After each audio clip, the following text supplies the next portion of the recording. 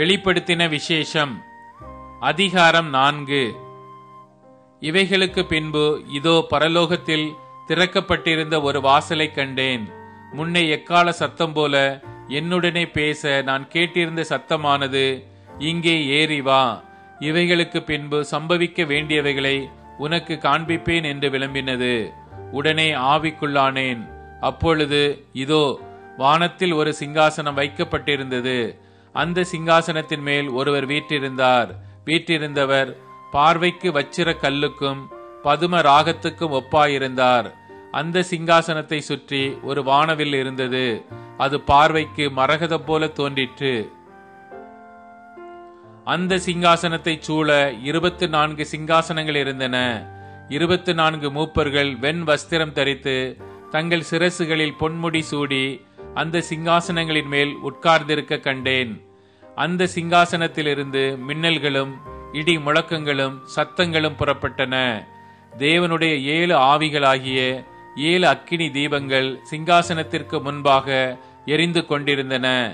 அந்த சிங்காசனத்திற்கு முன்பாக பளிங்கு கொப்பான கண்ணாடி கடல் இருந்தது. அந்த சிங்காசனத்தின் மத்தியிலும் அந்த சிங்காசனத்தை சுற்றிலும் 4 ஜீவன்கள் இருந்தன. அவைகள் முன்புறத்திலும் பின்புறத்திலும் கண்களால் நிறைந்திருந்தன. முதலாம் ஜீவன் சிங்கத்திற்கொப்பாகவும், 2ஆம் ஜீவன் காளைக்கொப்பாகவும், 3ஆம் ஜீவன் மனுஷ முகம் போன்ற முகமுள்ளதாகவும், 4ஆம் ஜீவன் பறக்கிற கழுகுக்கு ஒப்பாகவும் இருந்தன. அந்த 4 ஜீவன்களிலும் ஒவ்வொன்று அவ்வாறு சிறகுகள் உள்ளவைகளும் சுற்றிலும் உள்ளேயும் கண்களால் நிறைந்தவைகளுமாயிருந்தன. அவைகள் இருந்தவரும் இருக்கிறவரும் வருகிறவருமாகிய சர்வ வல்லமையுள்ள தேவனாகிய கர்த்தர் பரிசுத்தர் பரிசுத்தர் பரிசுத்தர் என்று இரவும் பகலும் ஓய்வில்லாமல் சொல்லிக் கொண்டிருந்தன.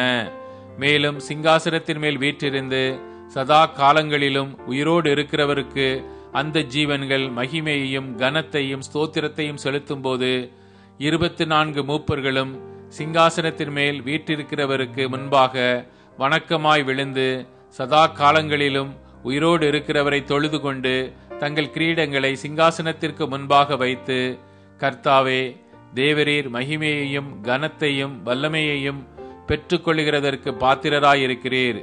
நீரே சகலத்தையும் சிருஷ்டித்தீர். உம்முடைய சித்தத்தினாலே அவைகள் உண்டாயிருக்கிறவைகளும் சிருஷ்டிக்கப்பட்டவைகளுமாயிருக்கிறது என்றார்கள்.